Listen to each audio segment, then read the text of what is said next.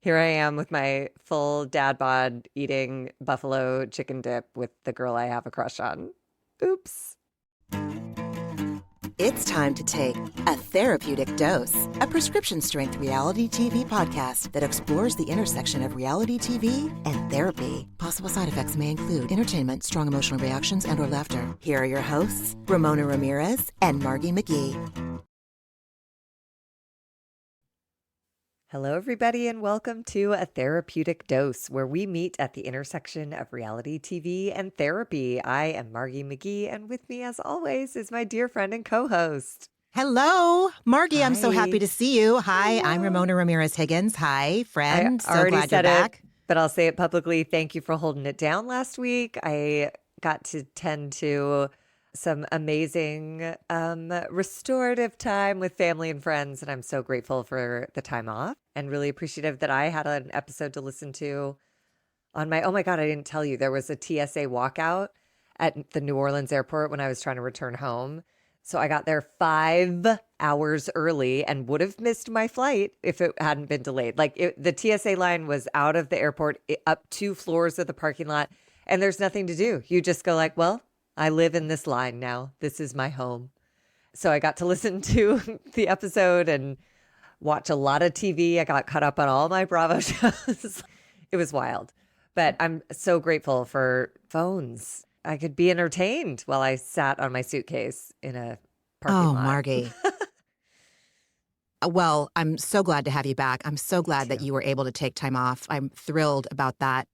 I can't imagine I'm watching The Gilded Age right now. Josh and I are watching it for the first time.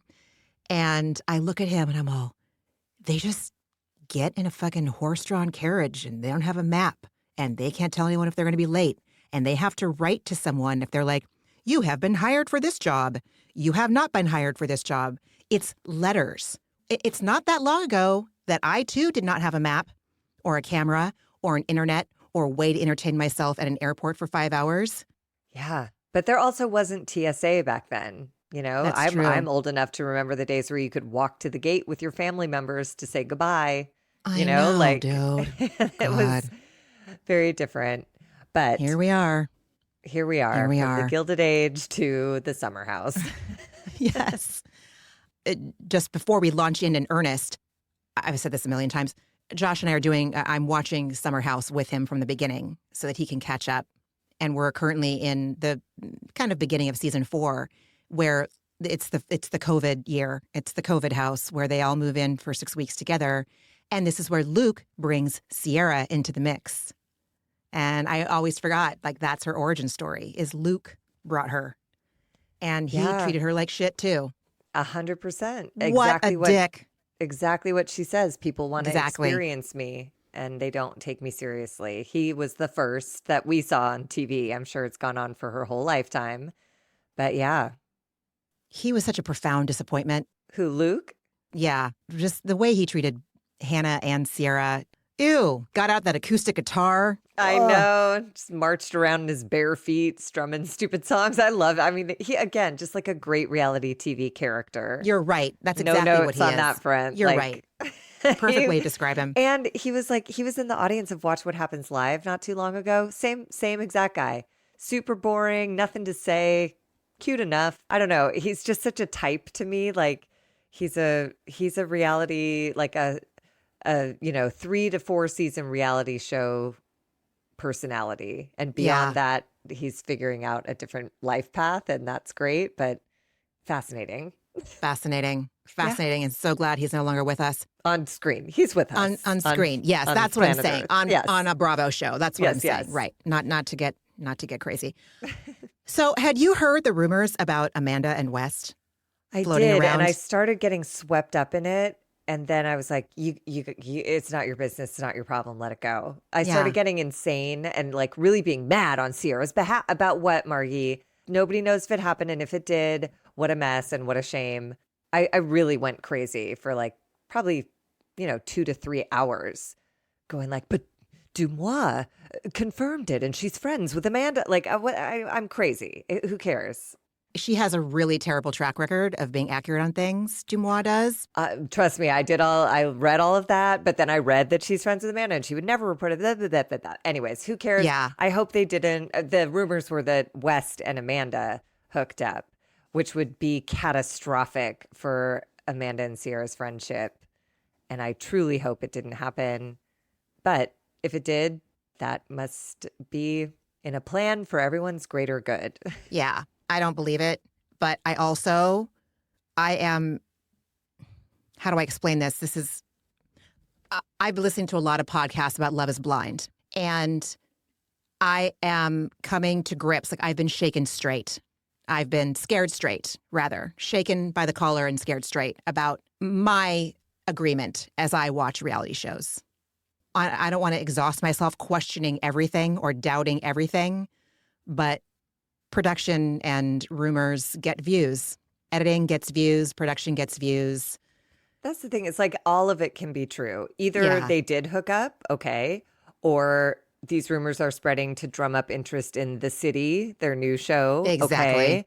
But at the end of the day, like, we'll hear about it. You know what I mean? Yeah, There's too for many sure. shows surrounding these people to not hear about it. So Kyle did not believe it. He was on Watch What Happens Live last night after we are recording on Wednesday, the 11th. And so that means the episode I'll put this out tomorrow, the 12th of March. Yeah, he was on and said, no, it's not true. it's like I could see it happening and I could see it not. And Yeah. I'm grateful that I don't have to be in that situation right Yeah, now. same. What Absolutely. a mess. What a mess. Totally. So, and I don't know why I feel compelled to do this really quickly, but tomorrow is the 15th anniversary of my husband's and my first date. And I just wanted to acknowledge that. And Aww. if he listens to this episode, say happy anniversary of our first date, Josh. And yeah, I'm like, wait, March. I'm like, oh yeah, that's the anniversary of our first date. We went to a Camille Rose Garcia gallery opening and then went to Comme Ça on Melrose for dinner. Ooh, that's a great first date. It was a great first date, right? Well played. Who planned that? I did because I live here. Right. Yeah. But he drove up from San But Diego. he drove so up. He He did drove the up from San Diego. 3-hour Yeah, drive and exactly. you planned a perfect date and how delightful. It was lovely. I think we went as soon as he got to LA. I think we went to Intelligentsia and Sunset. I think he bought himself a watch at Dean. Like it was a real Sunset Boulevard, Silver Lake afternoon. I love that. I do too. And I remember how excited you were after. Mm-hmm. I remember. Yeah, that was it, dude. That was it. And then we got engaged 3 months minus 1 day to the date of our first date. Oh, So yeah, here we so are. romantic. Yep, very, very. Anyway, happy anniversary, hun, for our first date. So we are here to discuss Summer House Season 10, Episode 5. The episode's called The Joke's on You. The Joke's on You. Dude, joking is a dangerous sport. Mm. Jesse's terrible at it. Ben has no sense of humor and created a whole hell mouth out of nothing, in my opinion. We'll get there, I guess. But like, whoa. I don't care for Bailey saying she's joking though when she's not. I guess we'll get there. I had a lot of feelings this episode. I had a lot of opinions. Okay, let's a lot of dig opinions. Yes. So we resume with the Ciara and Jesse conversation. Thankfully, last week had the majority of the uncomfortable parts. They basically worked everything out, and he just is telling her he's grateful that they were able to talk, even though it was hard. She agrees. He says I guess this is hashtag growth question mark. He says there's so many jokes I could make right now, which I'm assuming would be like, let's kiss and make up, even though kissing was the whole reason why they got. I don't know what the hell that meant, but I was like, Jesse, dude. But I believed him in his confessionals. He seemed sufficiently embarrassed of his behavior. And he seemed to understand, his words didn't express it quite right, but he did seem to understand, like, I know Ciara wants something serious, and I understand how what I did and said caused her pain. And I regret that. And that looked real. He looked humbled, legitimately. Yes. Yeah. I'm not a Jesse fan, but I think he got it, that he took this to a place it did not belong, and he acted in like a really impulsive, gross way, talking to the bros about You don't mind if I, ugh, God, he's so I know. gross. It's so repugnant. But this is how you learn. So This hopefully is now but I had this vague recollection of him.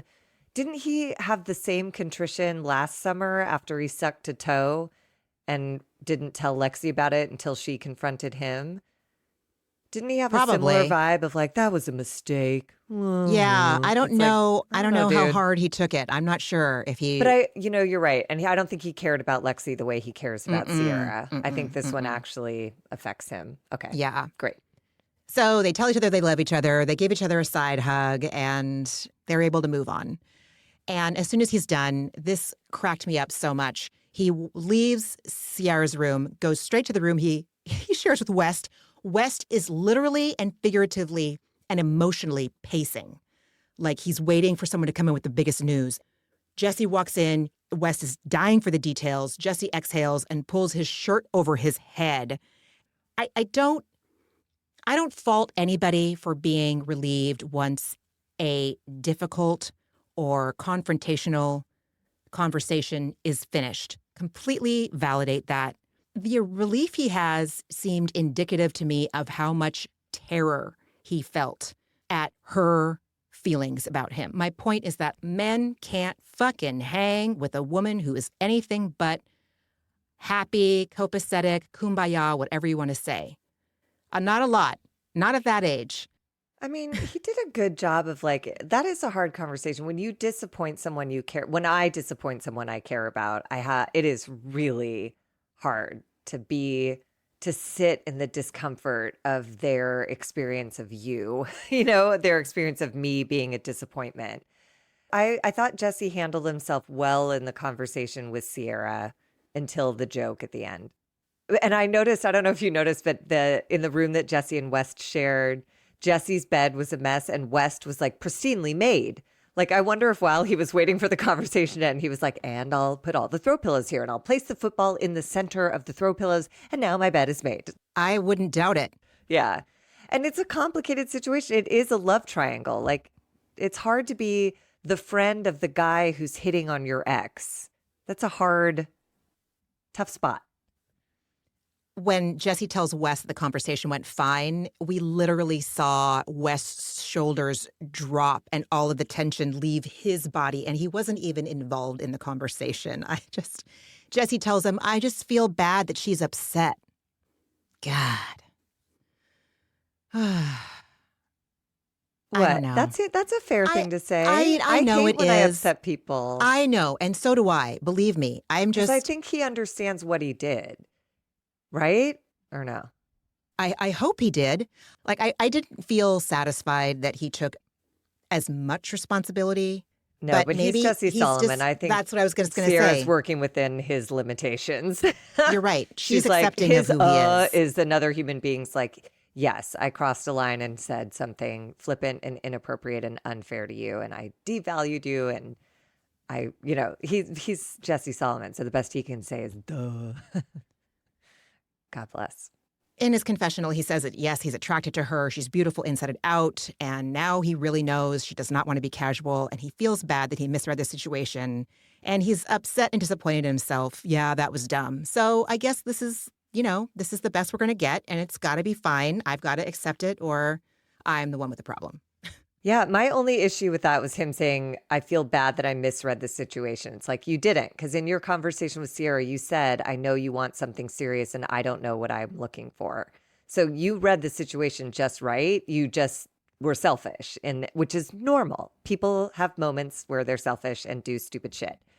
But this was a little bit just the lightest revisionist history in this confessional. I was like, Jesse, but at least he ended it with like, what really appeared to be a moment of painful self-reflection when he was like, yeah, that was dumb. Like you could feel him feeling the ugh of the whole thing coming over him in that. So I'm glad.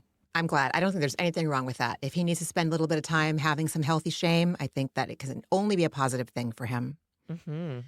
So it is Amanda's 34th birthday. She and her castmates start getting ready for her birthday dinner. Chefs have been brought in to cook a formal meal for them at home. It's black tie-ish. So Mia is in Bailey and Levi's room with they're getting ready for this dinner. And I do love KJ, who pops in to borrow a steamer. And they show him in a camera footage from the hallway and he's holding it and he like looks kind of confused, but like resigned to this task. Everything this kid does is so darling to me. Like he can do no wrong. I'm waiting for KJ to fuck it up and he can't. And I love him for it. And we do get the news that everyone has figured out that KJ and Dara are dating. Bailey is, like so many of us, did some Instagram stalking to get her to that conclusion where she saw an image of both of them at the same concert in the same row. And she's like, that doesn't happen by accident. Because KJ hasn't been blabbing about it, which I also appreciate and love about KJ. He's keeping his private life private for the time being until he's asked. Ish. But yeah, but like when he's asked and he says Dara isn't there and he tells his car full of bros on the way up for this weekend. Yeah, I left this morning. And then at the end of we'll get there at the end, but then sharing with Amanda that he and Dara slept together. I don't know if that's going to be okay with her. I don't think he would do that if he didn't know it was. Okay. Because right. I think she comes to join this cast at some point. You know what I mean? So, yeah. So I don't think he would be disrespectful. I don't know. See, look not. at me protecting KJ because I'm like, he was so cute with that steamer. How could he ever betray a woman's trust? He's incapable. He's a lover boy. I found myself like, I don't want to say that I'm upset with KJ, but this isn't sitting well with me. So I was also kind of like trying to get around it. Yeah. We don't know this but it's young also, man. I know, but this is where I'm just so, and this is just maybe a phase I'm in where I'm just like, I do not see the point of lying ever. It's going to come out. That's West's ex. She's going to be back at the summer house. Like, I don't know. It's weirder almost if KJ was like, I don't know. We're getting along. Like, that's almost weirder to me. But I'm old now, so maybe it makes more sense to be more cagey about that stuff when you're younger. But it's like, you did. So what? Who cares? It's great. They're darling. You know, we later see them checking in on the phone all weekend. He's not like, yeah, I banged it out with some broad last night. He likes Dara. For sure. And they seem to like each other. Yeah. If she has consented to sharing where they're at and what they're doing, I'm okay with it. Mm-hmm. But it's just because I don't know yet. And I feel like, would I want my business out there? My intimate business. But I don't know. Why is it shameful to sleep with someone who you like? I don't think that it is. But I also know that that is up to me to be able to tell people, you know, especially in a mutual group of friends. But it's his story too. It is. It is his story too. These are all very. It's just, they know her, and I don't know. Maybe it's NBD, dude. Maybe it's full on NBD. I mean, I'm with you. I hope they talked about it and he cleared this with her. Because I'm sure it was hard to hide, like as he's leaving her house in the morning to go get in the car with the bros to go to the Hamptons for the weekend. I'm sure he was like, who knows? Who knows? Yeah. Anyways, I just listen to me, just like caping for KJ. I am too. I got to stop. Levi adds it all up and tells Bailey, you're excited about Ben because she knows that if Dara is out of the equation because of KJ, as Bailey replies, the moral of the story is Ben is still single. So, oof. It's still not going to go her way, though, is it? What a revealing episode about Ben. Good Lord. In her confessional, Bailey says that she was sure Ben and Dara were going to hook up because it looked that way to her during the Ren Fair party weekend, which I thought the same, and that's production and editing for you. And she says, this is her moment. It's her chance. And I'm all, it's not, unfortunately, but I get it. Then everybody's getting dressed, and I thought everyone looked great. I thought this was really thoughtful for Amanda to really like turn out for her. Kyle looked great. Amanda looked gorgeous. Everyone was in a bow tie, and I did love Wes trying to tie Jesse's bow tie from behind, and he was so wasted that he was like, well, nope, too drunk. Like it appeared to make him almost like throw up, like the focus and the knot. But then he went to go ask Ben if Ben could do it on another body. He's like, I can only do it on my own body. But everyone was trying to get everybody dressed up and looking great for Amanda's birthday, which I thought was so very sweet. So cute. I can't believe Amanda's 34. She's been on this show for 10 years. She was a baby when she first started. My God. I couldn't figure out the food, elevated comfort, elevated school lunch, the silicone meal trays, the white butcher paper with crayons. I really hate potential.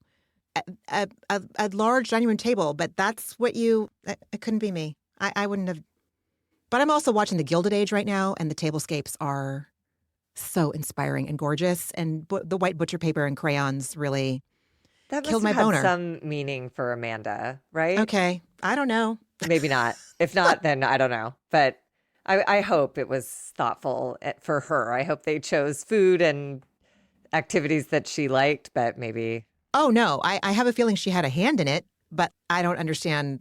I would have gone to the extreme. If we were all in like quasi black tie, I would have been like, all right, let's get some, I don't know. I don't know. I loved the crystals tablescape they had in Sedona, or before they were going to Sedona, when they were talking about going to Sedona on Beverly Hills, that the crystals and the candles just like blew my mind. I thought it was stunning. Who cares? We're not here to talk about that. I did like hearing Amanda say that, like, this is what I wanted for my birthday. Next week, we'll blow it out for Kyle's with a huge party, but this is what I wanted. And I For was sure. happy to hear that for her because she's had so many weekends in that house where nothing has gone how she's wanted. And it felt like this night, at least, was precious and I agree. happy for her. Right as I was noticing Carl's absence, that's when Bailey said, does anybody else miss Carl? And that was made me think like, oh, production is either sticking their spoon in this pot to be stirred vigorously by bringing up Carl while Kyle's there and Carl's not, but we'll never know for sure because obviously they're going to have to talk about, we'll get there, but. Well, and Carl serves a good purpose of he's good at like moderating events like this, like he's good at getting everybody seated and he's, kind of like a dad and a dork. Totally. And that's a really helpful personality to have at the head of a table. It is because Kyle's not good at it, I don't think. No, because he makes everything about him on every level. It's crazy. He's such a self-appointed patriarch, and it's so gross to me. And so he business mansplains to like the entire table why Carl isn't there and how much he would love to be there, but he's on a tight timeline because of soft bar opening. And he kind of shit talks him by saying like, and the space is really raw, and he doesn't have time. Like, I'm like, don't shit on him. Like, just do not let him live. Like, let him cook, Kyle. Honestly. So he asks, he looks at Ben and says, you just went to the space. And that's where he asks him if it still looks raw. And Ben says yes. And he tells the group about his visit to Stoff Bar. But he did say, I loved Ben for saying like, but the bar is in and the space looks great. Ben was like doing what you would expect a friend to do. They say have friends who speak kindly of you when you're not in the room. And Kyle is not that friend to Carl. Ben weirdly is, because Ben was like being really supportive and encouraging. Space is great. He's got the bar in. He's ready to go. And Kyle's like, good luck, buddy. Wow. Yeah, he can't be here because it's a mess. I was like, Jesus. Glass half empty, glass half full. So he shares that he was asking Carl about investors, like who's helping. And he asks Jesse in front of the whole table, you got involved, didn't you? And Jesse says, yes, I did invest. And Kyle shares that he was asked to join the advisory board and admits Carl asked him to invest. And he said, point blank, I cut a $500,000 check into Loverboy to literally meet payroll. I said, this is not personal, but I'm literally on the hook financially for my own business. And instead of going like, oh, we understand, Kyle, Jesse's all, but he invested in Loverboy, right? I weirdly liked Jesse in this episode because he was like, nah, dude, like, but when you had nothing and you were no one, this guy coughed up 15 grand. And he was even less of a no one with even less of a financial situation. And Kyle can't even bring himself to say yes, that Carl did invest. He just says, he put 15 grand in. Yeah. And they pan to West for some reason, and his eyes are just down. And everyone's shrugging it off like, that's a lot of money. That's a lot of money. Even if you're rich, that's a lot of money. That was a generous vote of confidence for something that at that time was utterly unproven. There was no guarantee Summer House was going to stay on the air. Like, Carl did his friend like a really big solid. And I like Jesse's take on it later, saying it's not about the financials. It's about the friendship. Exactly. And Amanda asks, you didn't invest in Soft Bar at all? And there's just like awkward silence all around. So Amanda didn't even know. Oh, shit. So Kyle says, no, I mean, I shared his, this made me so uncomfortable. I shared his crowdfunding campaign. Asshole. Ew. Oh my God. Bad call, Kyle. He is one of your best friends. He married the two of you. He officiated your fucking wedding. And he was the vice president of Loverboy until the last few years. This is a significant relation, right? Yes. Yeah. And then he's all flippant saying like, well, if Carl wants me to cut him a check for 15 grand, I will. And it's like, hey, wow, that's really flippant when you wouldn't because you claimed you had no money. And yet you're about to march out a $10,000 watch. You've bought God knows how many tens of $1,000s worth of DJ equipment. I don't even think it would be about the money. If Kyle gave him $2,000, I think Carl would just appreciate the vote of confidence. When you take a big swing, having investors who believe in you is a huge deal. Huge deal. And Kyle knows Massive. that better than anyone. So for him to not do it is like an even bigger dig, in my opinion. Yucky. This was not a cute look on Kyle. Oh, Ugh. no. He looked terrible. Stingy, selfish, competitive. He was Scared. on Watch What Happens Live last night with Danny Pellegrino. Highly recommend watching it if you haven't. Danny goes hard on Kyle, and he also doesn't let the fact that Andy is sitting right there dampen his questions or his opinions. And I love Good. Danny for that. I love it. Jesse tells Kyle, I think Carl was upset that you initially were going to invest and then you pulled out. Even grosser that Kyle was like, yeah, buddy, I'll throw you some money. Actually, nah, I won't. It's so insulting. I don't know how Carl is even friends with this guy. It almost seems intentionally cruel, like almost like he's rooting for Carl to fail so that he can go like, I told you it's really hard to launch a business. Sorry about it. I wonder, that would make a lot of sense that maybe he's a little jealous because he's doing it and Kyle knows how hard it can be. I think Kyle would be more comfortable if Carl failed. And I think that is a gross assessment, but it might be true. I agree. In his confessional, Kyle says he feels blindsided. I could not have been more clear. In December, which I'm assuming is 2024, I wasn't in the position to invest. Financially, we were in the worst place we've ever been with Loverboy. I'm doing my best not to have to lay people off. Instead of literally firing my whole entire team, I put $500,000 up to cover payroll. What Kyle's missing is that I don't think Carl doesn't understand what's going on. I think he gets that Loverboy's in financial distress and you're trying to save your staff, and that is noble. But what Kyle can't grab onto is like, and also alongside of that are the feelings of betrayal, abandonment, disappointment. Like your friend is allowed to both understand where you're coming from and be bummed out that this is who you are. That's a letdown. That's not who Carl envisioned you to be. And now he has to come to terms with a friend who is unwilling to offer a vote of confidence at like a pretty fragile crossroads in a guy's life. So it's going to come to something this season. We see them. We've seen them in previews already. We know that fighting, some sort of physically fighting is coming up. fighting. Yeah. Often Watch What Happens Live episode, Kyle did say he had to lay off people and that Loverboy is actively seeking a financial partner or acquisition. And I thought that they were approached a few years ago to be acquired, but he turned it down. I looked online to try to find out if that was true or not, but I couldn't find anything without having an account to like go into one of the financial websites, and I'm not going to do that. But that sounds familiar, what you're saying. Yeah, I think you might be right. I went on the Soft Bar website. Everything looks delicious. The food offerings, the drink offerings. I'm happy for him. I almost thought about buying a fucking hat, but I didn't. Well, and I feel like it's just a really interesting look at the difference between like Carl is taking, with his recovery in mind, he's taking kind of a spiritual approach to his business, where Kyle is taking the, I must succeed. I'm going to grind this out till I get it. And look what he's done. He's strangled his own fucking business. And I feel like Carl is laying the foundation. He has a really clear vision for what he wants. He's at peace if it doesn't come through. But my guess is Soft Bar will be a slow, gradual build to a steady, consistent business.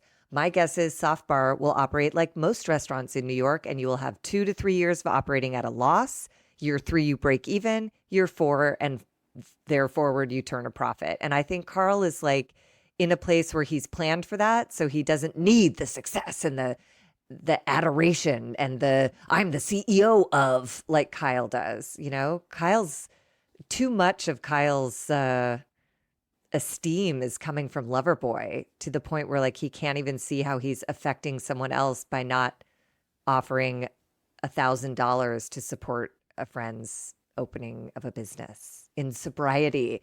Carl saved his own life by getting fucking sober. And Kyle's just like, shrug. Try not to lose my staff. So I'm going to drop $500,000, which, by the way, what business investor is talking to Kyle and saying, like, you know what's a great idea?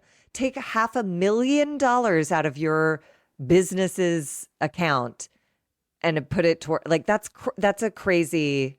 Who is advising this man? Or I don't know business all that well, but like that seems nuts. I don't know. If you don't have a financial projection that looks promising, that seems like a crazy way to spend $500,000. Yeah. They have an angel investor that is Oh. blank, that's like grayed out. I couldn't see who they were. I could see the other investors on this one website, but I couldn't see one angel investor, which means they probably just wanted to remain anonymous and donate a bunch of cash. I wonder if it was Amanda's parents. I don't know. What a mess. You're so right. He is gripping on with that control for dear life. And I've been there. I know you've been there when you're just like muscling through it and you're absolutely going upstream without a paddle. And yet there's Carl surrendering and just one foot in front of the other. And he seems like he's got a lot on his plate, but he seems serene. Yeah. And I think he's in that place that like I really admire of understanding that no one knows anything. Lindsay doesn't know if a brick and mortar will fail, and Carl doesn't know if a brick and mortar will succeed. So at some point, you just got to do something that you give a shit about. And Carl has identified this as something I give a shit about. So I'll do this and I'll either learn from it or it will be the thing, you know? And that is a really mature place to come from approaching any life circumstance. Opening a business, starting a relationship, nothing is guaranteed. Nobody predicted COVID. Nobody predicts My God. anything. Like No. lots of stuff. Nobody predicted Zoom would take off, but then COVID Jesus. happened and here, like nobody knows anything. So all you can do is act in a way that feels aligned with like who you are and how you want to contribute to the world before your time is up, right? Or is that 100%. too existential? No, not at all. Not at all. It's absolutely, absolutely true. So Jesse suggests that everyone goes around the table saying one nice thing about Amanda, and they start sharing compliments. He starts and says Amanda's the funniest person that he knows. And then it's West's turn. And I have to say that West's sentiment impressed me. He said that she's accomplished so much and that after seeing her struggle with what I'm assuming he's referring to as her mental health, it's good to see her out of her shell and happy. And I am cautiously optimistic that West is showing growth I think West is and showing vulnerability. growth. Yeah. Throughout this episode, as drunk as he was throughout the whole episode, Oh my God. he manages to articulate some really meaningful shit, which again tells me like, again, there's a difference between a drinker and an alcoholic, and West is a drinker. Dude, you're right. He's So true. drunk, but he's himself and he's kind, you know, it's not nuts. Oh my God. And then we get to Ben. Okay. So I feel like we are going to diverge here in weird ways, but Ben is just like the ultimate bachelor. Do you know what I mean? He was the bachelor in Australia or whatever. And this is such a gross bachelor scripted thing that he says. He's like, I'm a big eyes and smile guy. And I admittedly, before this blew up into anything, I rolled my eyes. I was like, yeah, God, Ben, can we not just whatever? But Bailey then interrupts and says, I was going to say, Ben's going to talk about how he wants to sleep with you, Amanda. Definitely knew he was going to go there. And it was out of line and inappropriate. But who among us hasn't been the person who aims for a joke and misses the target by a mile? And by who among us, I mean me. It happens all the time. Then it became Ben's reaction to it was, to me, it was if it's hysterical, it's historical. I don't know what's going on with Ben, but he's like, I don't know what's going on with Bailey. What's behind this? I don't think anything was behind it. I'm with her. You guys met skinny dipping. You held a towel out for her. You pick her up and twirl her around. You flirt with her. She made a joke. It didn't land. Why did it become a conflict? Why did he storm up to her room? Why did he make a backhanded comment about how messy her room is? I'm stepping over your clothes so I can get up and get out of here. Whose dad are you right now, you weirdo? It was so out of line for like, I don't know. I thought she's a kid and she made a gross joke and it didn't land. My whole entire 20s was that. And she was willing to learn from it. She apologized. She understood where she went wrong. It's not my joke to make, she said. She gets it. Leave her the fuck alone, dude. Anyways. Yeah, interesting. Yeah, I felt like everyone was uncomfortable with her joke. It was uncomfortable. It was a bad joke. It was a really bad joke. And But it also was not unfounded. The way Ben and Amanda engage and they make jokes after the fact, like, ooh, let's go in the pool, but we have to keep our clothes on. Don't say that around Bailey. Like, where do you think she got this shit, you guys? Like, I think everyone made that face because they were like someone saying the quiet part out loud. And no one wanted to say the quiet part out loud. And she's saying it in front of Kyle. Like, they're married for all intents and purposes. They are still legally wed. To me, it was, I would have shit my pants too. I think I would have shit my pants. But how? Amanda was in a sheer top in the pool at a party in the daytime. There were people around. Like, Ben is the one who wrapped her in a towel and they met skinny dipping. Like, why would Bailey think this was inappropriate? If I'm Bailey, I think Kyle's cool with it because the whole story was Ben and Amanda were naked in the pool and Kyle was marching around with his speakers, DJing, whatever. So if I'm Bailey, I take that to mean he's cool with his wife being naked in the pool. That's fine. I'll joke about it too. Right. But being naked and saying he's going to say he wants to sleep with you. Right. That I'm not saying it's a good joke. And she said, I crossed the line. I feel for Bailey for the amount of in the moment, I thought everyone's reaction was appropriate and I thought it was sufficient. You could see Bailey was embarrassed. She leaned back in her chair and had that face that I've had a million times where I sucked the air out of the room with something that I thought would be hilarious and very quickly realized crossed a line. It didn't look like she was like, what the fuck is wrong with you guys? Hey, No. like she looked appropriately demurred. She's 22. Leave her alone. Like she's 27. So she's 27. Leave her alone. I don't know. Ben felt highly confrontational and he acknowledged no part of his own in it. Net, Kyle patriarchs and takes the head of the table and says, Ben, you have the floor. So Ben continues that he likes the way Amanda can walk into a room and brighten up with her smile. Everyone loves it. She graciously thanks him. Bailey apologizes again, more nervous laughter. Amanda puts her head in her hands. But let's not blow right by that. Bailey apologized again. She knew she screwed up. Unless Ben had approached her to say, hey, I really want you to know which part of that sucked. You said sleep with her, dude. That's so out of line. And Bailey could go, I know, I picked the wrong words. Or oh, now I see where the line was crossed. I made an assumption about you seeing her boobs multiple times in front of me and in your history, whatever. But he didn't do that. He was mean, I thought. Wow. You didn't think so? You thought it was okay? We'll get there. I'm not saying I'm not saying it's okay, but not. Yeah. Yeah, I'm not sure. I understood why he needed to get more information about it and talk about it more.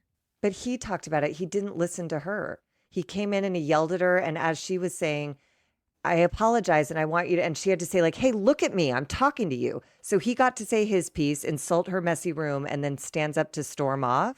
No. I think what is upsetting to me, she's not telling him, I have a crush on you. And so everything you're doing, I'm watching because I'm interested in you. And I want your attention, but you're giving it to Amanda and you want Amanda even though she's married and I have a crush on you. And because he kept saying what is it? Why do you keep making this joke? This is now the second time you've done it. It's the second time she's made the joke in front of Kyle. It's a thing.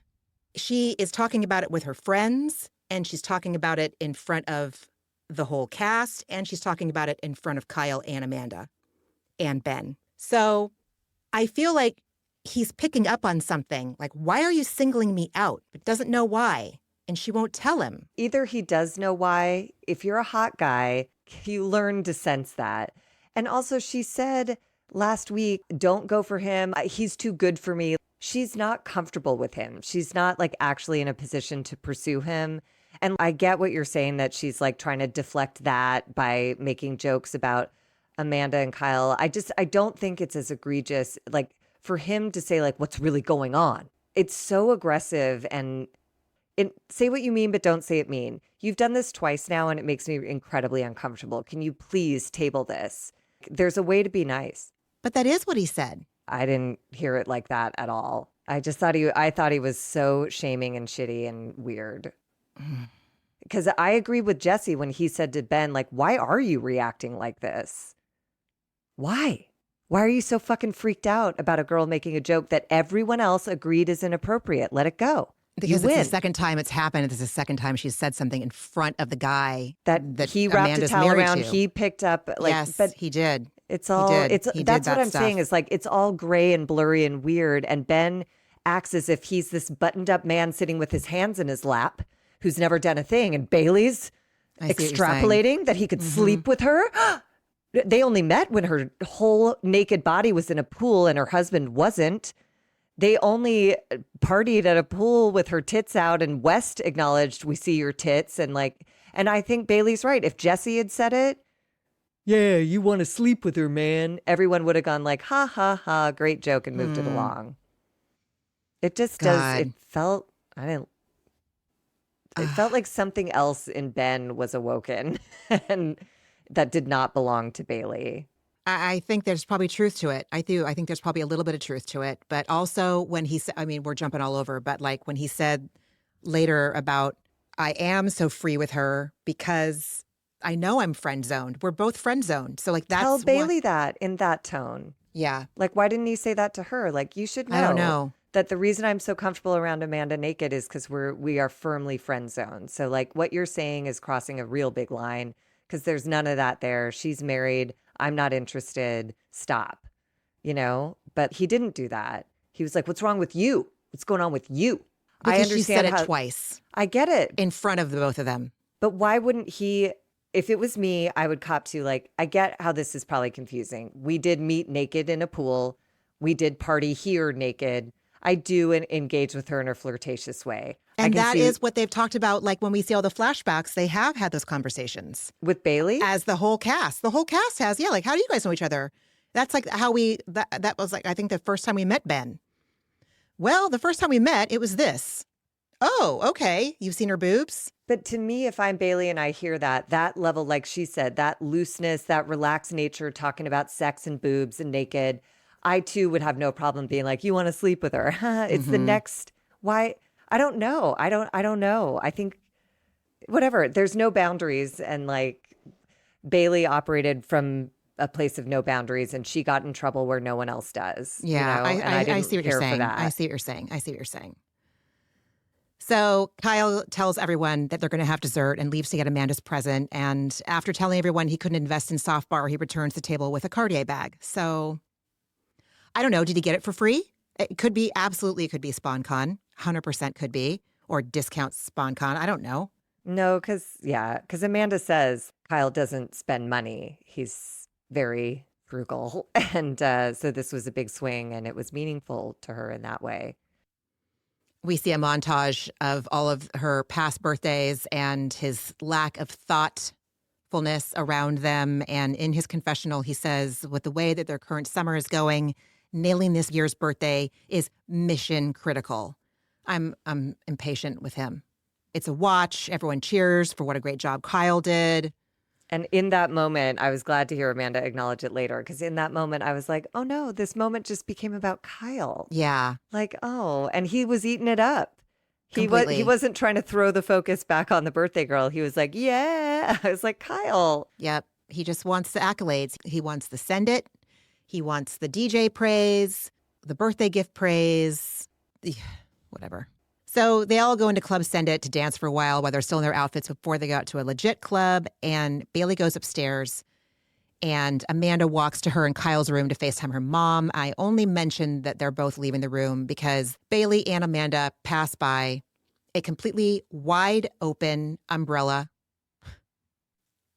Instead of moving it out of the way, they just walk around it while they go to the stairs or the bedroom. And I'm like, oh my God. But I also have done that in my own house. It's just annoying when I see other people do it because I judge myself. Okay, there. I thought this was such an interesting look at like the dissolution of a marriage, because in this moment, this night felt really happy. And like, I actually really did feel the love between Amanda and Kyle. And while sad that Amanda had to call her mom to say, and they both applauded, Kyle listened, like that was sad, but that's how low the bar has been set for this man. And they were genuinely happy that he reached it. Soon they will be divorcing or separated, but I can get in a headspace of like, it's black and white. Like when it's bad, you leave. And it's like, no, it's like this. It's like these moments of like deep tenderness and dear affection scattered amongst that awful conversation on the dunes. You know what we should talk about? We don't have compatibility. We don't have sexual blah, blah, blah. It's complicated. And it just makes me feel for them because I do believe they love each other and I don't believe it's going to be enough to save their marriage. And that is sad. But a Cartier watch was a nice Band-Aid for the night. Totally. Such a great way to describe it as a Band-Aid. So in Club Send It, Ben tells KJ, Wes, and Jesse, I need to chill for a second. God damn it. He is activated. And the four of them are clearly tipsy and they are in full fucking Yenta mode. They're voicing their shock that she said it. Ben wants to find out what made Bailey say what she said. And him saying all this with like the cutouts behind him was hilarious.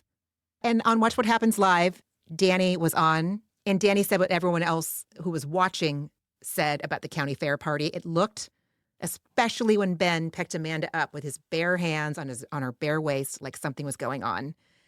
So, it's not just Bailey, Ben. It's me. It's you, Margie. It's Danny Pellegrino. But look who gets yelled at for it. Bailey. Ben gives her no grace for being like, I can see where you might find that. Like nothing. Yeah. I'm beginning to see that. And it was just a joke. It could have just been a passing joke.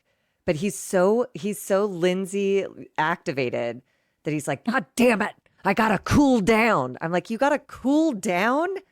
What is like that to me is just like, what is alive in you right now that has nothing to do? Have you been accused of this before? Have you slept with someone's wife or girlfriend? What is alive in you that has nothing to do with stranger Bailey making a couple jokes about you sleeping with someone, having a crush on someone whose tits you've been ogling since the day you met? It's weird to me. It just feels big. A lot of onus to put on Bailey. Anyways. Amanda and Ciara and Levi are having a little debrief about it. And Amanda says Bailey's in love with Ben. And Levi and Ciara agree. They're all in agreement that her flirting is not working out. Ciara says that Ben does seem perturbed. And that, to me, that conversation was the right level of investment in this. Of Levi going like, dude, she's so out of line that she is trying to flirt and it is going all kinds of left. And the other two girls are like, it sure is. And we could leave it there. But instead, Daddy storms up to the bedroom to sit down and put baby in timeout. Back in Club Send It, Jesse asks Ben, why are you so upset about this comment? And Ben says it's because it's the second time she said something. And then we see the flashback to the Ren Fair party last weekend. Bailey's standing with Ben, Kyle, and Amanda. Bailey tells Amanda, Ben is hitting on you. Ben says, no, I'm not. Bailey says, that's the problem. Ben loves you. Amanda says, oh, yep, that's clearly the issue, is that he's in love with me. Ben tells Jesse, West, and KJ, she keeps saying it over and over, that I'm in love with her. So obviously Bailey thinks something's going on top of the fact that she's talking over me. There we go. Everybody meet Ben. God, am I just... No, I just thought that was interesting that when the boys didn't jump on board with like, she said it more than once. And the guys were like, shrug. And then he's like, and she talks over me. I hate it when people talk over me. She didn't talk over you. She made a joke and it sucked. And then she shut up and sat back in her chair and looked mortified. She did. And now you're painting her as someone who overtalked you and is gossiping and talking shit and something's going on with her. Her. I'm going to go up and give her what's what. Like, what are you doing? Everyone is in Club Send It going like, why do you care, dude? Party, party, party. And he's like, obsessed. Anyways. Ben says that he knows he's been treating Amanda differently to everybody. And that's because she's in the friend zone and I can be myself. I can be flirty without thinking that I'm making any moves or hitting on you, basically. So when Bailey said that, it kind of threw me off a bit. Like, God, does it look like that? Is everybody thinking that? I was all, yes, we are. But I have to get to the bottom of this now. So if I'm doing something, which is everyone is thinking, I need to stop doing that today. And I just thought that that was like more information about what he shared about a couple weeks ago, that he's super awkward around women and can't talk about dating or women or sex without getting super embarrassed. Well, he feels a safety because she is taken. It doesn't make sense. I get that. Like, I get bringing someone a towel could be weird. And I get that it could make Kyle and his lack of thoughtfulness for Amanda be a stark contrast to Ben's thoughtfulness for Amanda, you know? I think at the very least, it opened a door for Bailey to make the joke. And again, he's just fixated on it because in Club Send It, when he's trying to get the boys on his side, he's, in his language, he's like, they're saying I want to fuck my mate's missus, and the guys crack up at the language he's used. They have no investment in what he's talking about because they all know it's not real. Everybody knows it's not real. I think even Bailey knows it's not real. It was just her trying to make a joke. And then it becomes this thing in his confessional. He says, I have to get to the bottom of this. If I'm doing something which everyone is thinking, I need to stop that. So why are you yelling at Bailey? Go sit down and think about what you've been doing that's making people think that you might sleep with Amanda. I look at her boobs and I pick her up with my bare hands when she's in a bikini. I bring her coffee every morning. I am doing things that a boyfriend does. So I can maybe see I'll that. I can see go that. reflect instead of scream at the girl upstairs and like not give a shit that she's not coming to the club. It's just Was he like screaming though? He wasn't screaming. he wasn't screaming. He was expressing feelings of anger and like, what the fuck? Like, where is this coming from? Give me an explanation of why you said this. But she doesn't do that. She just says, I'm sorry. And it's not my joke to say, but she doesn't keep up. She's not clean on her end either. I don't think either of them handled this well. She was being confronted in her room by this guy who, like you said, is angry. And she did say, you guys joke about this all the time. You're loose with this kind of subject matter. I took it too far. She said, I jumped in on a joke that wasn't mine to make. And if Ben was listening, he can still be angry and say, okay, good, we're clear, and leave. But instead, he insults the mess on her floor, which did what it was intended to do. It shut her up right away. Everyone in that room got real quiet. And then he got to leave, making her feel like shit and not reflecting at all on anything he's done. It's her fault. Anyways. Yeah, I don't know. I think she was grasping. I do. I think she just really likes him, and she's just been in her head so much since the beginning of the summer, trying to nail this flirting thing and get him to like her back. Ben asks her, I'm trying to figure out where your head's at by saying, I want to fuck Amanda. And she says, I was joking because She you first guys said tell I didn't the use story. the word fuck. No, she did not. So he's already coming in with a take on this that's a little darker than what was actually said. She says, you guys are always, you're joking. You guys are always talking about how you met naked skinny dipping. I only heard them talk about it once. That's when they were all in the kitchen at the beginning of the season, and that's how they met. How do you know, Ben? This is how. Oh my God. It is kind of, it's a salacious way to meet somebody for the first time. I get that. I'm not naive, but I don't know. I feel like she is also trying to she is obsessing about how they met. No one else is. Not Amanda, not the rest of the cast, not Kyle, not Ben. Bailey is fixated on it because Bailey's obsessing about him, and Bailey is obsessing about what a shitty job she's doing trying to attract a guy like Ben. And so she's also not being honest with herself. And yes, she is saying, I'm sorry, but I don't think that she's being clean either. And he's pissed. I can't imagine what it would be like to have someone say that in front of this woman and her husband, who I'm friends with. I don't know. I'm not taking anybody's side, but I'm also not just straight Ben is in the wrong here. I'm not going to lie. I've been having a really hard time lately with a lot of my own self-hatred, just like full fucking disclosure. And feeling, how do I explain it? Like I'm looking for ways to protect myself from being hurt right now, you know? And so when I saw her saying that like Ben was just being angry and like yelling at her, I'm like, dude, that's not what's happening at all. I did not see it as him being this toxic, yelling man. I think he was like looking down because he didn't want to trip. I don't think he was making a commentary on how much But he shit said was in her it. room. He said it. He said, I'm stepping over your stuff so I can leave. Like, that's just a shitty thing to say. That's just like you're a mess. Oh, see, Just I throw that didn't in take it there. like that. I just took it as like, I don't want to trip on your shoes, but it's not, I didn't think he was making a judgment. I just thought he was like, Yeah. you happen to see me looking down because I don't want to fucking fall. That's it. If Kyle and Amanda were Barack and Michelle Obama, I would understand Ben being like, what the hell are you talking about? What is going on with you? But Kyle and Amanda, they maybe only mentioned the naked skinny dipping once, but then Bailey is observing Kyle being absent and Ben being attentive. Ben and Amanda flirting, Amanda being in the pool naked with Ben, not Kyle. And Kyle being pissed about it. You know what I mean? It's like she's seeing, I don't know. It's not out of the realm of possibility that like I understand where the joke came from. And again, I am projecting all of my insecurities onto Bailey because I am the one who likes to make a joke.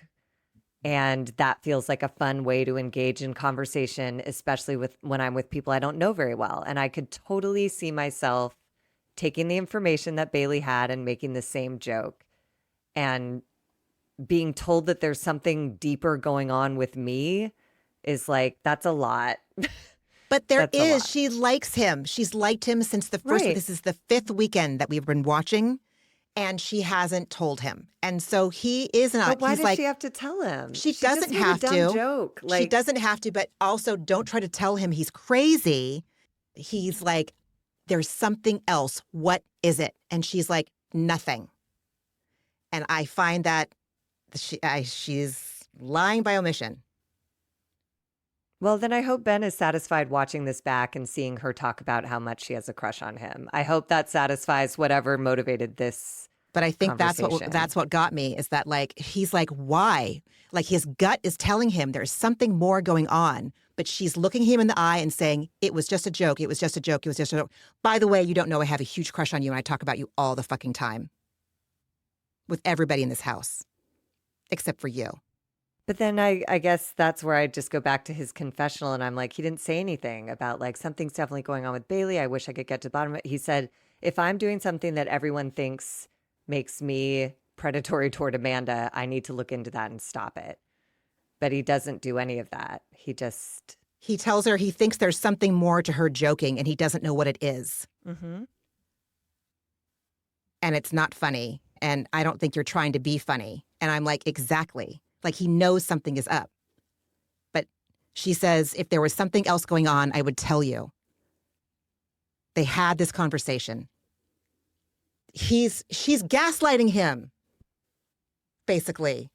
Because he's like, there's something else going on. An offhanded joke at the table is worth Offhanded this joke level. is one thing. Saying you want to sleep with someone's wife in front of them when they're having a terrible fucking time of it and fighting in front of everybody, and Bailey's even saying, like, what the fuck do we do? Yeah. I'd go upstairs, too, and be like, I need to know what the fuck you were thinking right now. I need to know what the fuck you were thinking. And I need you to be 110% fucking honest about me what you were thinking, because that was way out of fucking line. I guess I could take that from Kyle more than Ben. If Kyle went up there and was like, yo, you are saying some nasty shit about my wife. What is that? I could understand that. But Yeah. Ben, I don't get it as much. I don't know. Whatever. They're just trying to figure it out. He sets a boundary saying he would appreciate it if she would stop making that comment. She agrees to that and apologizes again. And this is when she asks him to look at her. And she's like, I'm looking down because I don't want to step on your stuff or I'm going to step your stuff over your stuff to get out of your room. And he accepts her apology. I don't know. I, as someone, again, I've talked about my messy room so many times, especially this season, especially when I talk about Amanda. I've talked about my messy room, and I did not take it as anything other than like, I don't want to fucking trip right now. He happened to be looking down out of self-preservation at the wrong time when she wanted him to hear her. And Yeah. so, I mean, at the end of the day, like they did set a boundary. He said, don't say that anymore. And she said, okay. And then he said, I'll see you out there. And then she went into the bathroom and cried and never came out. And he never looked back. Mia comes downstairs and finds KJ and Ciara, and she has been standing outside the door, and she knows that Ben just left the room really, really pissed. She tells them that Ben has anger issues. KJ and Ciara, she tells KJ and Ciara that Ben has anger issues. And I was like, was I watching the same scene? Was that a storm off? Am I okay? Am I desensitized to anger? Sometimes I feel like a lot of people misinterpret expressions of emotion and lump it all under anger. And I feel like his reaction is appropriate, and so is hers. Everyone, I felt like, is reasonably reacting here. Her feeling shame is appropriate. Him being angry is appropriate, I thought. I don't know. So Levi walks into the room she's sharing with Bailey, and Bailey is in her pajamas, and Levi's like, you're not going out. Bailey's like, absolutely not. And she says that she and Ben talked, and I don't know, was it Levi or was it Bailey that said if one of the guys had said it, everyone would have laughed? I don't know. I think everyone would have reacted the same fucking way. I really do. I don't know either. I don't know Ben well enough to know if he would. I don't think Ben knows himself well enough to know. I don't think Bailey does either, though, because she says in her confessional, that was a disproportionate response. That's what I kept thinking. A man has not yelled at me since my ex-boyfriend. He was horrible, and he would break my shit, and he was really mean to me, and it was purely toxic, abusive relationship. And she says, if Ben isn't doing anything I would say is in any way similar to the things I've experienced, but just the situation of the confrontation just really puts me into a horrible place. I can see how that can happen, and I also know that it's not fair to make somebody else pay the bill for somebody else's behavior. And my very first therapist, Fran, would tell me that, because one of the major things I would talk to her about was my first long-term serious relationship that I was in was when she was my therapist. You know, the TLDRs, I had a terrible time trusting because my father was not trustworthy. And so I had a terrible time believing that my boyfriend could be absolutely as in love and obsessed with me as he was. And everyone around us could fucking see it, except for me. I was constantly questioning everything he did. And she's like, you cannot make him pay for your dad's bill, Ramona. And that's what I saw happening in this confessional. I mean, Bailey did say, like, I'm not saying he did what my ex-boyfriend did, but if it's hysterical, it's historical, for sure. Maybe Ben has some historical shit that he's not talking about either. I was invited to look at the reality of the situation that I was in versus my fears around the situation that I was in. And it's not easy. And I'm really glad that Bailey can see that too. It is exactly what you're saying. Like, yes, you can't make someone else pay the bill, but it takes a while to get there. And Bailey's just a year out of this relationship. And it sounds like any confrontation from a man does trigger a historical response in her, which I thought she was taking responsibility for in this confessional, that she related this immediately back to her boyfriend. It's not, she doesn't talk about Ben like at all. She's like, it felt disproportionate and I receive it in that way because. Right. Whereas in Ben's confessional, he was like saying something very different than what happened in that conversation. So I'm unclear. Yeah. I'm unclear what's going on with him. I'm clear what's going on with Bailey, but I don't know what's going on with Ben. And that makes me feel squirrely because I'm like, if I don't know what's going on with you, then talk about not trusting. That's where I get spooked. And I'm like, if I don't know what the fuck's going to set you off, then like, I'm scared of you because I will surely hit the hair trigger and be I can on the see that. receiving end I can of see some that. shit. I can see that because he has not expressed any emotion like this ever. He's gone, this is like, yeah, okay, all right, okay. I can see this then. He has not ever expressed anything close to even annoyance this whole time we've seen him. And then all of a sudden I still think though, it's like because his gut is like pinging. She's not telling me the full truth. And also she says, I want to fuck this person in front of her husband. Anyway, we wind up back down in Club Send It. Bailey and Levi are in their room in bed together, which is sweet. And Ciara asks Ben if he thinks Bailey is sad right now. And Ben just goes, I don't want her to be sad. And then Ciara goes to check on Bailey, which is so sweet. I thought that was like a real nice moment just to make sure she's okay. Mia goes with her and they lay on the bed and sort of get Bailey's download of what happened. Bailey tells them she hates having a guy yell at her. And I was like, was he yelling? He was angry, but he wasn't. I don't know. I didn't take it as yelling. I taught it as like, what the fuck, man? She You did. know? She took it as yelling, and like she said, it's connected to this ex, and so she's not able to separate those two. But I thought the next thing she said was the most relevant, where she apologized to Amanda, saying like, if that joke hurt your feelings in any way, it really was intended as a joke. I can admit when I do something wrong. And Amanda says she has thick skin, but she sees how uncomfortable it makes Ben. And Bailey is done with Ben at this point. She's like, I don't give a shit about Ben. Yeah. She feels rejected by the guy she has a crush on. It's like it's extra sticky. It's not just like a friend expressing displeasure with you. It's like the guy that she likes, that she's been like trying to figure out how to get his attention this whole time. How do I flirt with him? How do I get Ben, Aquaman? Levi decides to stay home. She doesn't want to go out because her friend is going to stay home. And that was really sweet. Everyone leaves for a club called Murph's. We see footage of them partying it up. And then we see that against footage of Bailey and Levi in their bed. It was amazing. Just like It was a cut amazing. to total stillness and silence to the point where I thought my TV had frozen. Complete obsession. Silent obsession. And then Bailey just turns to Levi and says, see, now you're stuck here with lame ass me in the quiet. And you think that Levi's going to like roll her eyes, but she rolls over and hugs her and she goes, bitch, I'm not stuck with you. And I thought that was so sweet. I loved it. It was a darling. It was darling. I've been on both sides of that where like I'm in a pissy mood and I don't want to go out. And if I was out, I'd be a pisser out in the world. Totally. And then Levi, I've been in that position where like I want to go out, but I wouldn't be able to think about anything except my friend who's in pain while I'm out. So I'll just stay at home with my friend because that will solve the problem. So I thought that was real sweet. So at 3:01, we see the rest of the cast come home and immediately hit the leftovers and go into Club Send It. And we see West sitting on Ciara. And in her confessional, Ciara tells us, here's the thing about West. When he sits on you, he has a crush. She says all of this with a huge grin on her face. She is lit up. It's so cute. Completely. And he sat on her before they ever started dating a few summers ago. And she said, sitting on me is West coded. Like, you love me, but why now? I have to admit, I really like seeing them get along. It's really sweet.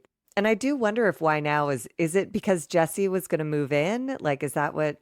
I'm sure it didn't hurt. Yeah. And everyone's saying, like, Ben has said several times, Ciara's next level, Carl. I mean, that's like the one thing that everybody in this fucking house can agree on.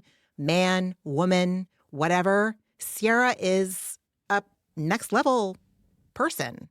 So then we cut to Ciara sitting between West and Kyle on Kyle's bed. Kyle has his shoes on. It's fucking disgusting. And she excuses herself to get up and check on the buffalo chicken dip. Yum. Oh. At 3 a.m., I was just like, oh my God, they're cooking buffalo chicken dip. God bless. So Kyle stays back to yenta it up with West. And he tells West that was awesome. And West's like, are you referring to about me and Ciara getting along so well? And Kyle says, yes.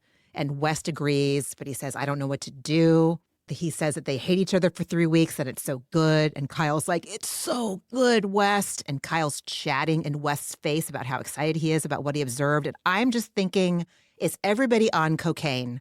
I'm just going to say it. Is everybody on cocaine? I think everybody except KJ, because when KJ hit the wall, he hit it like someone who did not do cocaine. He's like, I cannot stay awake 1 minute longer. And he went to bed. Whereas if you're on cocaine, you can always squeeze out one more minute. Kyle having such an open heart and really invested and like right up in West's face. I'm like, oh, this is chemically enhanced. Yes, interest. and talking more than listening, all Yes, the things. Exactly. And really going out there, like really speculating, getting real philosophical. Okay, I'm glad I'm not the only one. And listen, I don't fucking know.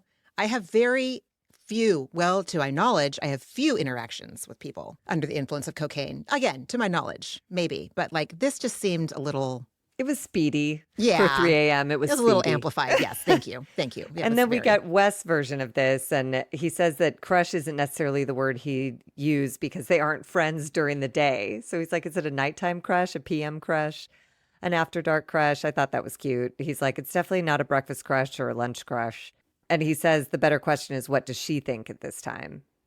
So then we see a scene with Amanda and Kyle. Amanda's on Kyle's lap and she's thanking him for her watch and her birthday in general. And in his confessional, Kyle says, we had a rough start to the summer, so we needed this. I needed this. Ugh, God.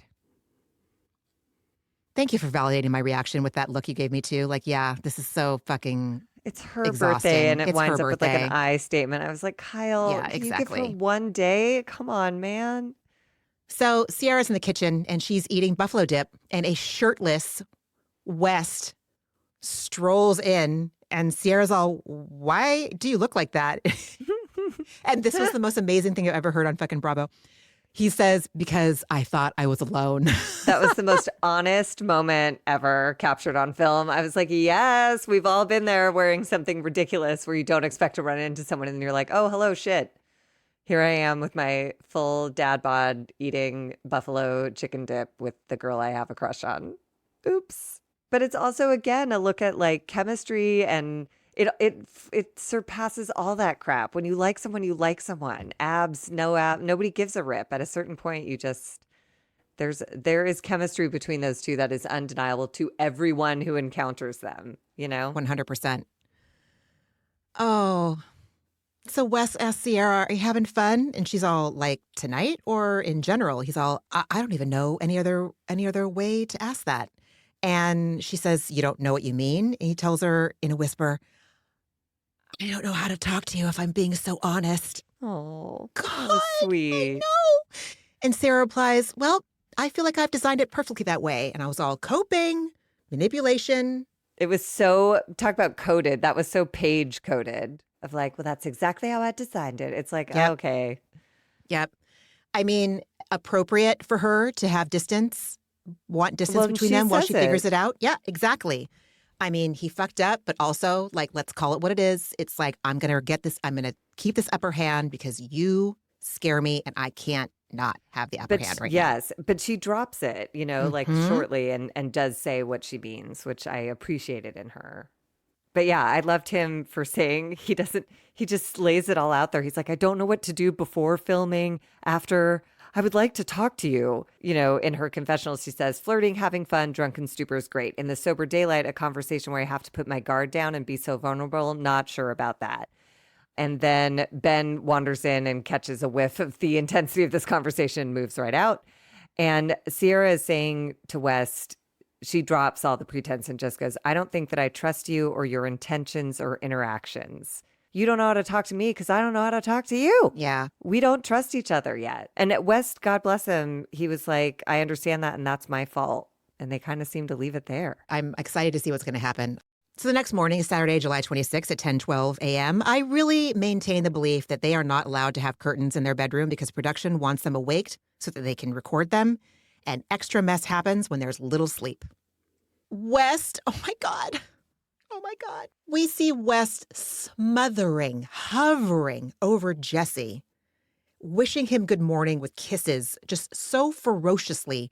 And he says, you're a sweet boy. And I am convinced because of this, he is going to love being a dad and smothering his kids with affection. I am convinced of it when he's ready. Please, God, not soon. He's a very affectionate guy, which is sweet to see because he could be a bro, but he's like, he makes casseroles and kisses good morning, you know, like You're a sweet boy. Yeah, it's funny and adorable. It was like what I or Josh do to Leo. Like, we just want to eat you. You're so fucking rad. We just love you. We want to consume. Leo's like, my God. But he's a grown man doing it to his other grown man friend. And I loved it. Levi and Bailey are waking up and Bailey reports that she's sweating because of her anxiety. So she has not had an easy night of sleep. And today she says she's gone from sad to mad and kind of wants to pop off on Ben. Yeah, I didn't care for that strategy. I understand it. I validate it. But it also, two wrongs don't make a right. And she didn't. She just said she wanted to. She held it together. You're right. So KJ asks Jesse about, hey, how'd your conversation with Ciara go? I love KJ. I just loved his line of questioning here because KJ goes straight for it, but with the most casual tone. He asked Jesse, did you set boundaries or nah? So cute. Basically saying like, I hope you set boundaries, dude. But he says it like so sweet and casual. Basically, Jesse just reports that they have decided to stop flirting, which was not a clear takeaway from that conversation, but I was happy to hear Jesse say that at least he has some sense of where the line is now. So that's progress. And I love KJ for saying, he's like, Jesse, you're the bro, Ciara's the sis. I just want to make sure everyone's on the same page. And Wes pipes in and goes, KJ, you're a very good guy. You mean well in everything you do. And I don't know if people tell you that enough. They couldn't tell him that. They couldn't tell him that enough. Tell him a million times a day. He is a good guy and he does mean well and he asks the right questions with the right attitude. I'm taking lessons from KJ. Same.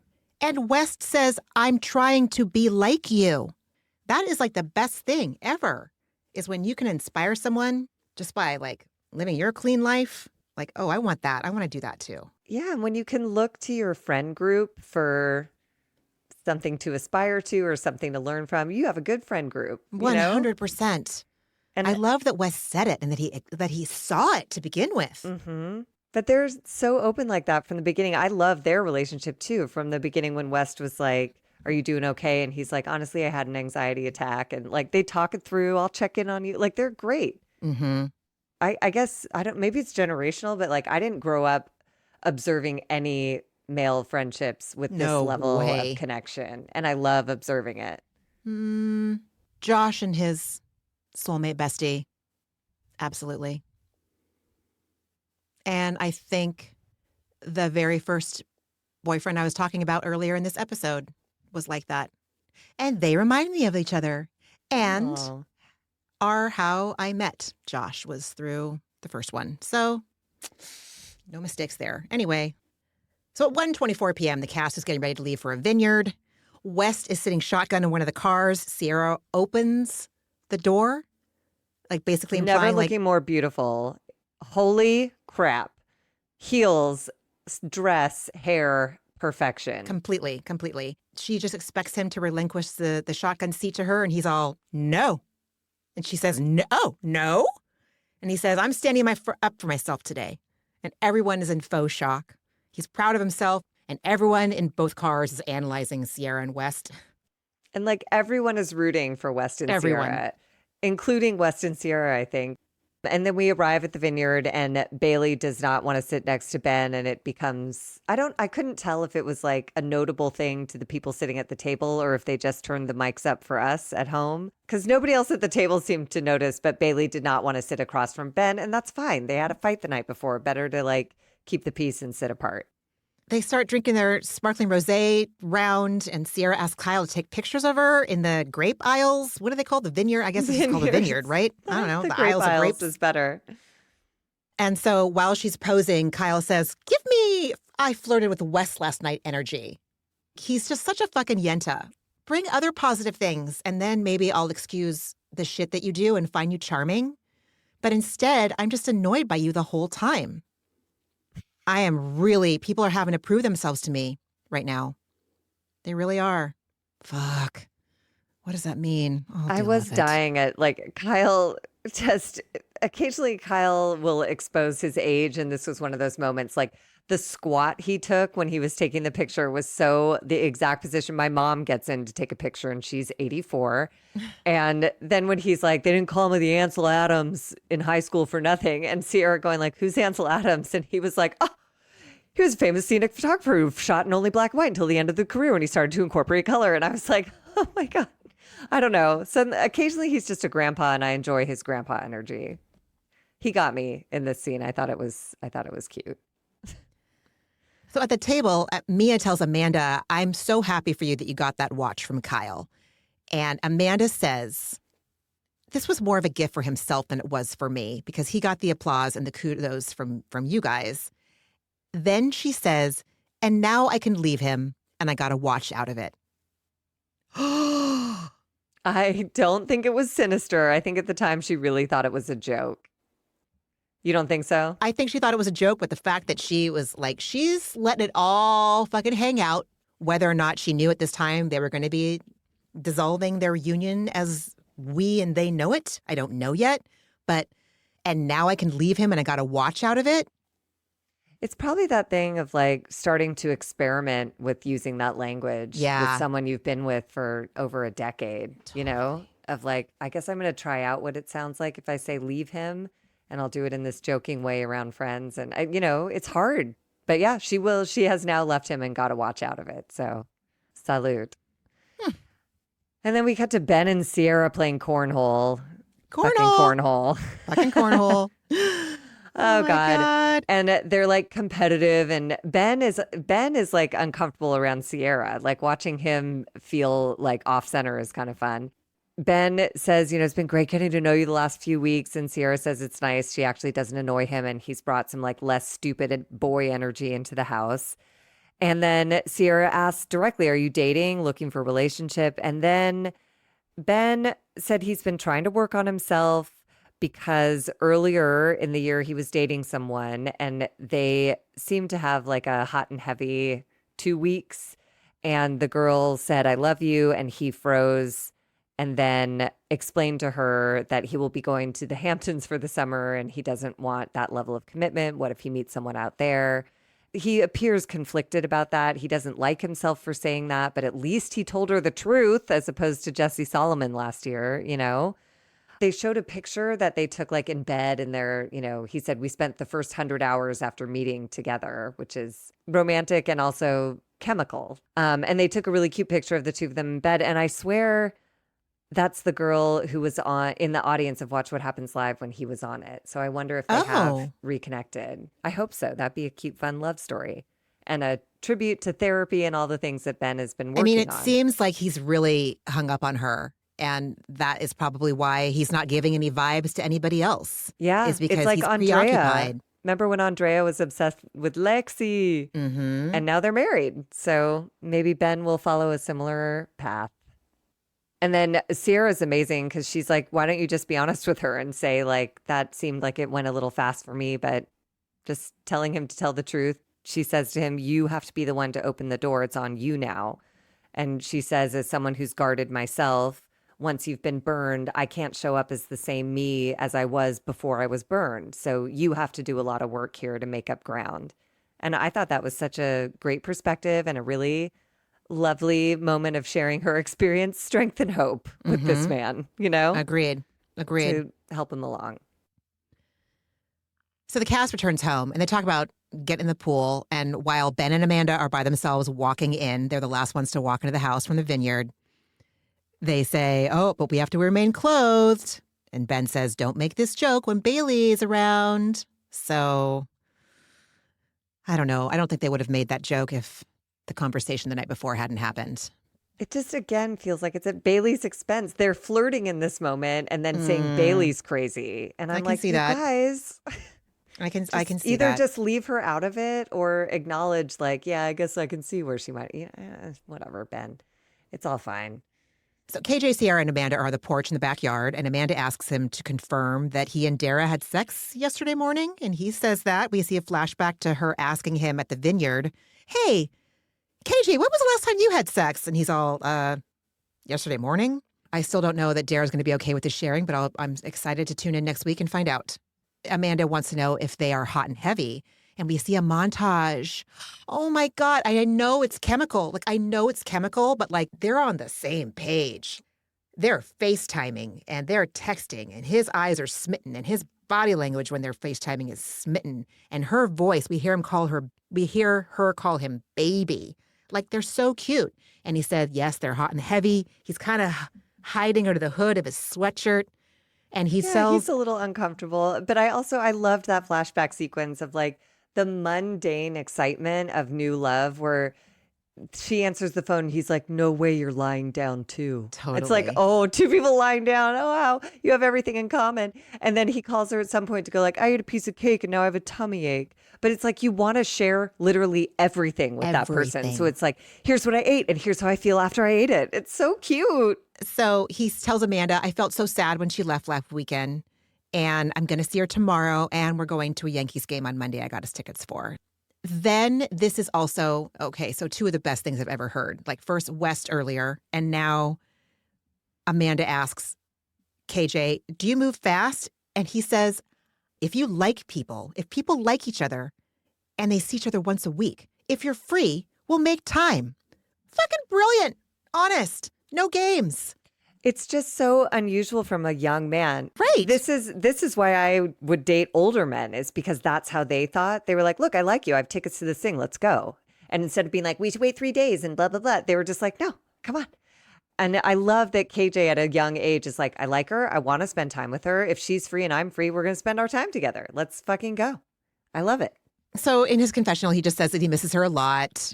It's not just because she's hot. We connected on a bunch of different things. It's deeper than that. But I don't think it's too fast because I haven't been with someone in a long time. So he's just comparing himself to himself, which I fucking appreciated so much. Instead of like, well, yeah, we should only see each other once a week, or what are people going to think? It's like, what am I comfortable with? I haven't done this in a long time. I'm real into this person. I'm just going to be real into this person. Fuck it. And it's like brave. It's also all those rules that we were given, like exactly. Wait oh my 3 God. dates before you have sex, blah, blah, blah, all that stuff. It doesn't spare you any of the goddamn heartache if it doesn't work out, and it doesn't enhance any of the joy of the love if you wind up sharing that with the person. So I'm with KJ. I'm like, in my experience, I just feel like with being cautious of love bombing and getting like too wrapped up in making big long-term decisions in those first few months, God, yes. Disappear for 3 months and spend every minute together if you like someone that much. What a gift. That is Totally. a gift from the heavens. So enjoy. Totally. Love it. I love it. He knows what's true for him. I love it. Oh my God. Then poor West is just being full drama. I'm sorry. I'm not going to be a bitch. I'm going to say he's being expressive. Okay. I believe him. I believe he's struggling. I do too. Because I think he knows he's not evolved enough to get Ciara back. And also, he's in love with Ciara, and that would be torture for me as well. And I feel for him. And he's drunk. They've all been at a vineyard all day. So he's like, dude, I don't know what to do. I'm going through so many internal battles. And Ben directs him to have a seat on a daybed. And Wes explains that he's just been in this gray area with Ciara for so long, and it feels so good to be friends again. And he does say, I love her so much as a friend. But then he follows that up by saying, and when we were together, it was dreamy. And he literally said dreamy like a cartoon, like he went somewhere. And Ben, also clearly drunk from the vineyard, is like, yeah, she's unreal. Like everyone's in love with Ciara. And he does say to West, I see why she's special. And he thinks West is special too. And if he had been around to see them together, he would have thought this was the greatest thing of all time. And West says, I think she's great too. And Ben makes the appropriate assumption and says, what happened? You totally fucked it? And West is like, and at West, I appreciated his clarity. He said, Ciara wants a good boyfriend, someone who takes care of her. I was not in that place at all. Ben says her heart was broken and she really loved West. And West says he knows. And Ben asked a very thoughtful question. Do you have any regrets? And West says, of course. And Ben asked, does he miss her? And West says, yes.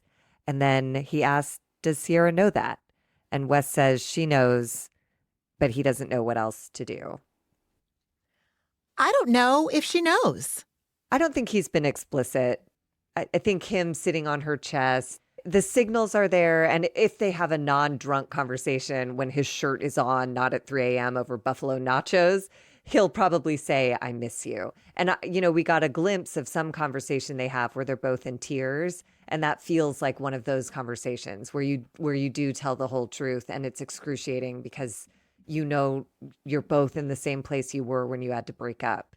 And you both love each other as much as you did when you first got together. It's so fucking hard. It's so hard and sad. But oh, God. I have hope for them. What an intense, I think last week's episode was the only one that like on the intensity scale was like a little less intense. But this whole season so far has been so intense.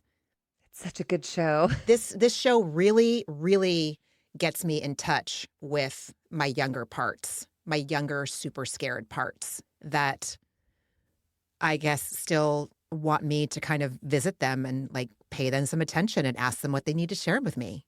Ooh, I want to cry a little bit. Hmm. Being middle aged is such a trip because I still sometimes feel so close to like the insecurities of like the 20-year-old me or teenage me, and I'm like, why is this happening? Like, what is happening? The more work I do, I feel like the more work needs to get done. Like, it's just like, hi, okay, you cleared that stuff out. Now you come deal with this part. And I'm like, okay, come sit down. What do you want to say? It's that I haven't done this kind of therapy, but I have lots of close friends who are doing internal family systems Oh, yeah. therapy and are Mm. having great um success. I don't know if that's the right word, but they're having a great experience of integrating all of these parts of themselves that they never die. Toddler you is as much as alive me. Toddler me is as much alive as teenage me is as much alive as 20-year-old me. That's why these shows bring all this stuff up because all of those parts are like they're all sitting on the bench waiting for their turn at bat. I'm interested in that internal family systems therapy just for that reason to be like, how do you get everyone up and on the field and playing together nicely? What's hilarious is that I ordered an internal family systems graphic book because it was a very accessible way of learning about internal family Oh, systems. And my cool. medicine therapist is very trained in internal family systems. It's a very accessible way to like look at yourself and why you did the things you did. Who was in the driver's seat at that point. What I'm noticing in my friends who are doing it is like it's not just philosophical or theoretical, like they're experiencing real freedom, Yeah, like a real change in how they move through the world, which I think is like cool and totally. exciting. I ordered this book, breaking down IFS in like a graphic novel kind of a way. And I was like checking the tracking number every fucking day. Like, when's it going to get here? When's it going to get here? Well, it's been here for 2 months and I've opened it up like twice because I'm like, I can't deal. I can't deal. I can't deal. So it's just very interesting hearing you bring it up too out of nowhere. I'm like, oh, fuck. Okay. Friend, what else did you watch this week? I don't even know if you had Oh, time to so watch TV. much. Oh, Oh, you I did? did. I was Okay. standing in line at TSA Oh, of for five course you were. hours. Yes, So yes, I yes. absolutely had nothing to do but watch TV. So I got caught up on Southern Charm again. This season is amazing. The reunion starts this week. And I now that I'm all caught up, I'm like, I can't wait. Southern Hospitality has gotten underway, season 2. Fantastic show. Did you watch the first season? No, all Uh, the Southern shows are not. no, I did. Southern Hospitality was in New Orleans, right? No, that was Southern Charm New Orleans. Oh, okay. Well, then no, not yet. But I've heard great things, so I am intrigued. I've It's heard great. amazing things. Yeah. I only watched the first episode. I'm not sure if there have been more, but holy crap, they hit the ground running. I watched Vanderpump Rules. I left you a voicemail about my objections to your Vanderpump Rules dismissal because it's great and I look I'm forward just to you not watching into it it. yet. I get it. I totally get it. And I watched Below Deck Down Under. I watched Saturday Night Live. Like I had so many hours. And then I started watching this HBO comedy special by this comedian named Chris Fleming, Live at the Palace. It's great. He's so physical and so funny. And again, maybe this was just after like so many hours of standing in line at TSA and then more hours on an airplane. But it was a delightful capper to the longest travel day of my life watching this Chris Fleming special. So I recommend that as well. All right. And what else did you watch this week? Watching The Gilded Age, Potomac ended, and I had a void. And so we were like, what are we going to do? Let's pick up Gilded Age again. And it's so good. Oh, it's so good. Saturday Night Live, Love is Blind. Finally catching up on The Secret Lives of Mormon Wives season 3 because I know 4 is about to start. Mm-hmm. And I'm very intolerant this season. It's interesting, but I'm also holding them all at arm's lengths because they're just of outside influences and just being real like, I don't fucking care. Fuck you. What, are you talking about the plastic surgery stuff or? Just, I don't need to see Macy being on a high horse about shit right now. I am not as charmed as I once was, but I'm entertained. I feel it cannot have been that long, but it feels like so long ago. I'm literally Yeah. like, they all fall out of my brain the minute they stop airing, which is like not a great sign for what I'm retaining in my head, but I'll be right back up to speed once it starts up again. It has nothing to do with your brain. Trust me. It's the fucking material that we're working with. And friend, what was your antidepressant this week? I had an amazing visit. My niece came to visit for a part of her spring break, which was the best. And related to this podcast, we did a West Hollywood tour of all the restaurants, the Lisa Vanderpump restaurants. And we had the most underwhelming goat cheese balls I've ever had in my life at Sir, and pumptinis and the whole thing. And the cast was there. This current cast was there, a bunch of them. And I embarrassed my poor niece by making her take a picture with some of them. And they were so nice. They engaged her in conversation. Some of them are from the South as well. And we chatted, and they were lovely people. And they're ridiculous on camera and all that. They make a great show. The authenticity of that show with this new cast is great because they all still work there because they have to. And I kind of love seeing all of them. We got there at the time when everyone starts rolling in for their shifts, you know, so they're kind of like everyone's taking a deep breath. And they all hugged each other hello. Like they're, you know, anyways. And then I went to New Orleans to be with my college classmates, and it was remarkable. The city's amazing and my friends are great, and it was lovely. So what was your antidepressant? We just did a fun family day on the weekend. My kid's really into BART right now, the Bay Area Rapid Transit System, the train, the subway that we have basically up here. And so we rode one of the lines from the very beginning to the very end and then back to where we started. And that was, we were all exhausted by the end of the day, but it was really adorable and fun to like have that family time. Leo is so like city minded. Like he cared about garbage trucks and now the BART. Like he really cares about what goes on, you know, what do people do all day? He's really into it. Love it. And I learned one of my dear friends the other day, she's like, I bought a ticket to come see you next weekend. So not this weekend, but next weekend. But knowing that she's coming is like, oh, fuck yes. That's awesome. Yes, that is my antidepressant. Yes. Well, I'm glad that you were back and that we could chat about this time. I mean, you have such great takes that I don't see. And I want to make that mean Likewise. something when it's just that we're just different people layering our own shit onto the other strangers that we talk about on Yes. Bravo.